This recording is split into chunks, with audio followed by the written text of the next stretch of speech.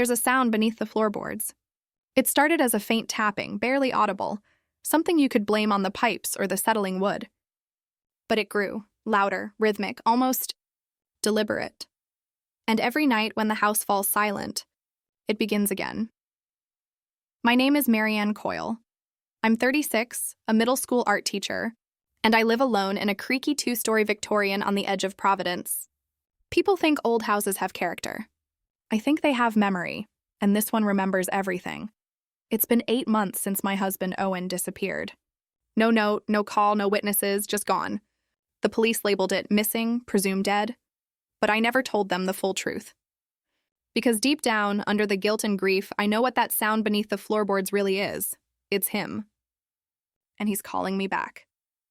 Before the sound began, my life was painfully ordinary.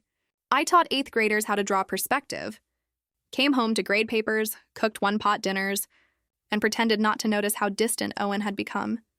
Owen worked as a building contractor, a man who loved structure, measurements, the certainty of numbers. Our marriage, on the other hand, had none of that. We were together for 11 years, and by the end, we lived more like polite strangers than lovers. But even strangers have history. We'd bought this house together, a decaying Victorian with wide windows and floorboards that moaned when you crossed the hall. Owen called it a project. I called it a last chance. When he disappeared, people whispered. They said maybe he ran off with someone. Maybe the debt caught up. Maybe he couldn't handle me anymore. The truth is uglier. I know where he went. Or rather, where I put him. It wasn't supposed to happen. It started with an argument, one of those tired, looping fights that never really ends. We were in the kitchen, and I told him I wanted a separation. He laughed, cruel and hollow, said I'd never survive on my own. Said no one would ever love me again. Then he said something that froze the air between us. He said, "You'll never be rid of me, Marianne. Even if I die, I'll still be in this house." I don't remember the next few seconds clearly, only the sound. A heavy thud. Then silence. He fell. Hard. And when I looked down, there was blood pooling beneath the cracked tile. It wasn't premeditated. It wasn't rage. It was instinct.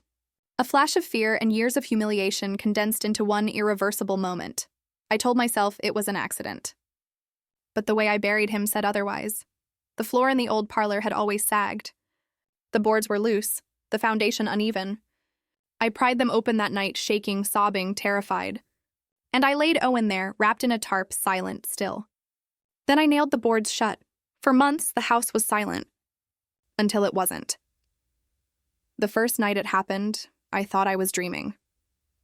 It was mid-January, the kind of cold that makes every breath visible. I was half asleep when I heard it. A soft, irregular tapping, like someone drumming their fingers against the wood beneath my bed. Tap. Tap, tap, I sat up, heart pounding. It stopped. The next night it came again, same rhythm, same direction. From under the floor, I told myself it was the pipes. Old houses make noise. But as days passed, the sound began to take shape. Sometimes it was faint knocking. Other times it sounded like a whisper beneath the boards, a dragging, scratching sound that seemed to move from room to room, following me. I couldn't focus at school. I'd zone out mid-lesson, staring at the classroom floor as if I could hear it there too. My students noticed. So did my friend Rachel, the school counselor. "You look pale," she said one afternoon. "You sleeping?" I lied. "Yeah, just winter blues." But at night, I sat on the living room couch, staring at that exact spot, the one I'd sealed. The one that used to groan when you stepped on it, but now stayed perfectly still. The sound returned every night, around 2:17 a.m., always the same hour. Always louder. By the end of the first month, I'd convinced myself it was guilt. Post-traumatic stress, maybe even psychosis. I booked an appointment with a therapist. She asked, "What does the sound make you feel?" I said, "It feels like someone's trying to come back." She wrote something down but didn't look convinced. That night, I drank an entire bottle of wine, sat cross-legged on the floor, and whispered, "If it's you, Owen, just stop, please." The tapping stopped. And for the first time in weeks, I slept. But at 3:14 a.m., I woke to a voice. It wasn't loud, but it was unmistakable.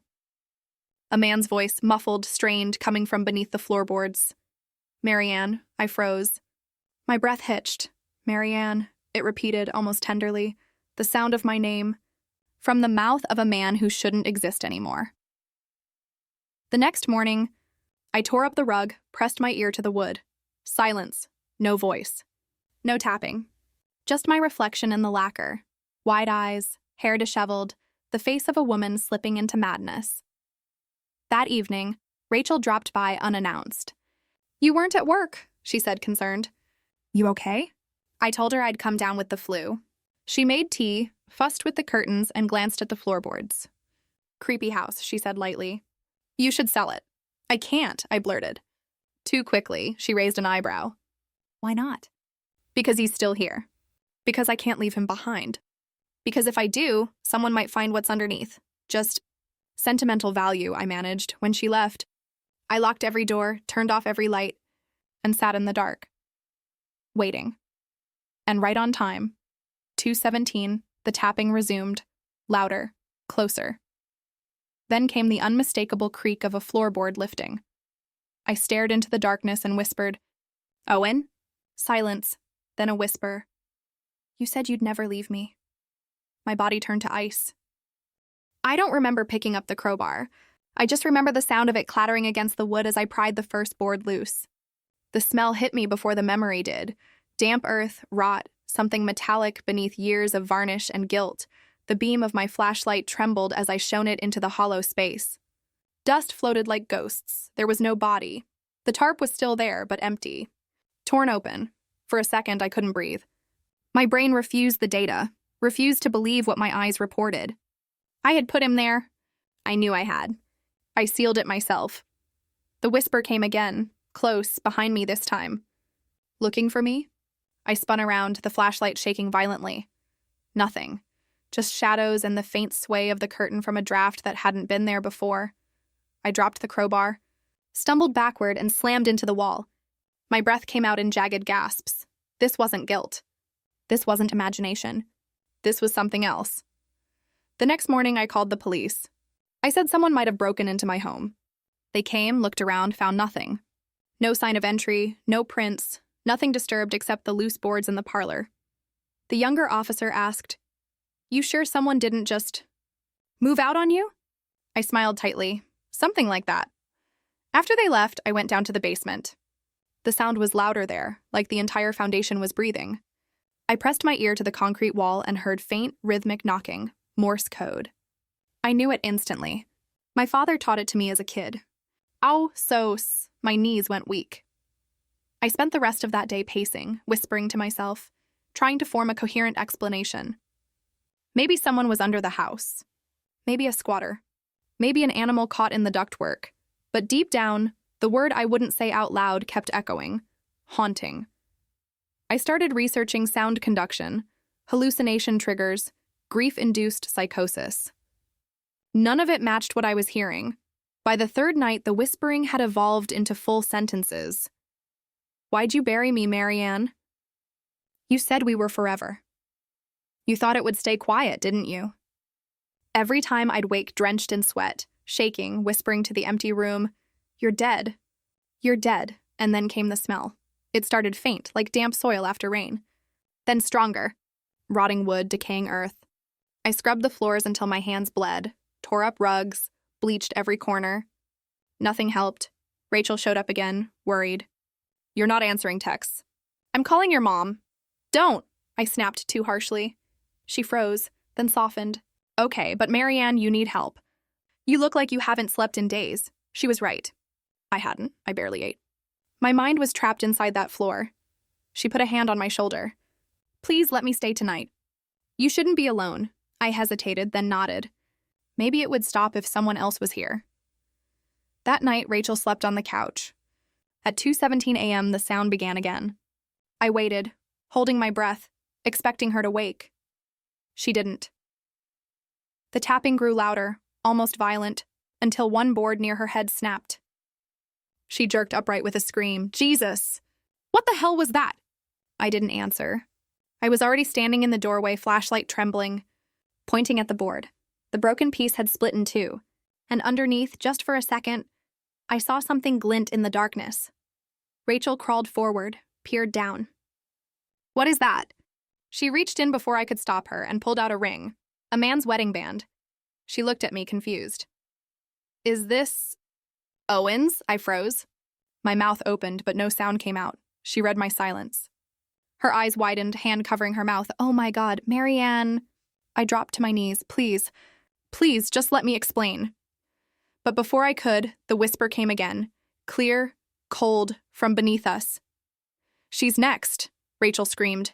The flashlight flickered out. Total darkness, we ran. The house groaned as if something enormous was shifting beneath it. Boards cracked, nails popped free. By the time we reached the front door, Rachel was crying hysterically. What did you do? She shouted. What the hell did you do? I couldn't answer. I just stood there, staring at the floor as a new sound rose from below, slow, scraping, like something crawling toward us through the earth. Rachel bolted. I heard her car peel away down the gravel drive. I didn't chase her, because suddenly I heard the front door lock. On its own, I was trapped inside. The whisper was now right behind me. Buried things don't stay quiet forever. Marianne, then silence, just the ticking of the clock. And my heartbeat pounding in my ears. I collapsed to the floor, sobbing, whispering, I'm sorry. I'm so sorry. And that's when I heard a knock, 3 times, directly beneath me. When I looked down, the wood was breathing. The next morning, I woke on the floor, covered in dust. Sunlight sliced through the blinds, illuminating the chaos. The broken board, the ring, the crowbar. Rachel never came back. She called the police, though. They showed up that afternoon with a warrant. They searched every inch of the house. The floor, the basement, even the garden. Nothing. No body. No blood. No trace of Owen, just me, rambling, hysterical, insisting that he'd been there, that he was there. They took me in for questioning, then to a psychiatric evaluation. I spent 48 hours under observation. Diagnosis, acute grief response with possible psychotic features. They prescribed medication. Told me to rest. 2, let go of my fixation with the house. But how do you let go of guilt that breathes?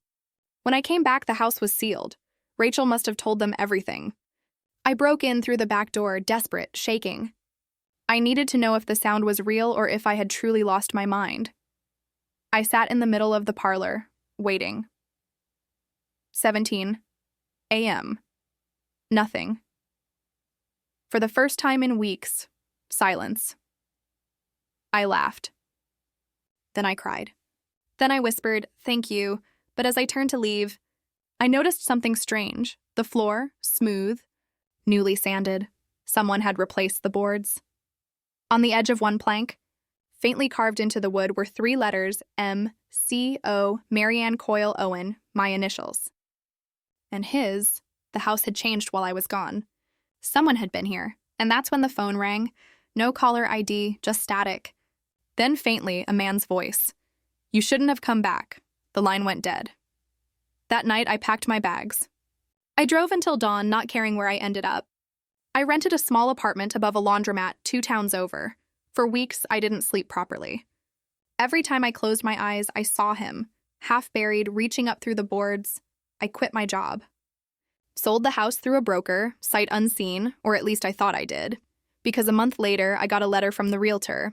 There was no record of sale. The deed was still under my name, and according to the registry, the property had been listed as condemned for structural collapse 8 years ago, before Owen and I even moved in. It's been 2 years now. I live quietly, alone, in a new city. I take long walks, avoid old houses, and teach art online. I've rebuilt something that resembles a life. But every so often, especially on cold nights, I still hear it. A faint, rhythmic tapping, coming through the floor of my apartment. I moved twice already. It follows me. Last week, a package arrived at my door. No return address. Inside, a single floorboard. Old wood, warped, the grain familiar. On its underside, carved deep into the oak, were the words, "You said you'd never leave me." I didn't scream.